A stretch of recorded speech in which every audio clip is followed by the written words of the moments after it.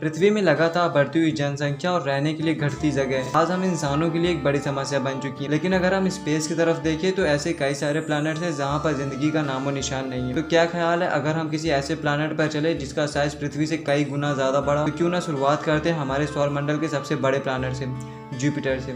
एक ऐसा प्लैनेट जिसका साइज पृथ्वी से 300 गुना ज्यादा बड़ा है। और जुपिटर हम इंसानों की लगातार बढ़ती हुई जनसंख्या के लिए एक अच्छी जगह हो सकती है। लेकिन जुपिटर में रहना हमारे सौरमंडल की किसी और प्लैनेट के रहने के कंपैरिजन में बहुत ज्यादा मुश्किल हो सकता है। दरअसल जुपिटर एक गैसियस प्लैनेट है। इसका मतलब ये हुआ कि जुपिटर में कोई भी सॉलिड सरफेस नहीं है। तो अगर हम किसी तरह से जुपिटर में पहुंच भी जाते हैं तो सबसे बड़ी दिक्कत यही होगी कि हमारी स्पेसशिप कहाँ पर लैंड करेंगे, हम खड़े कहाँ पे होंगे। चलिए एक पल को हम मान लेते हैं कि हम जुपिटर में किसी तरह से करके लैंड हो जाते हैं, हम वहाँ पे खड़े होने लायक हो चुके हैं और फिर हम जुपिटर को अपनी फ्यूचर कॉलोनी बना लेते हैं। हम वहाँ पर घर बनाकर रहने लगते हैं। लेकिन क्या घर वहाँ पर ज्यादा समय तक टिक पाएंगे? दरअसल जुपिटर में हवा बहुत तेज चलती है। एक अंदाजे के लिए आप ये समझ सकते हैं कि पृथ्वी में जो सबसे तेज तूफान आया था उसमें 300 से ज्यादा लोगों की मौत हुई थी। जुपिटर में चलने वाले तूफान की रफ्तार पृथ्वी में आए किसी भी तूफान के कंपैरिजन में कई गुना ज्यादा तेज होते हैं, जो सिर्फ कुछ सेकंड्स में किसी भी बिल्डिंग का नामो निशान मिटा सकते हैं। चलिए हम एक पल को ये भी मान लेते हैं कि हम बहुत ज्यादा एडवांस हो चुके हैं, जिसकी वजह से अब हम जुपिटर में चलने वाले तेज तूफानों में भी सर्वाइव कर सकते हैं।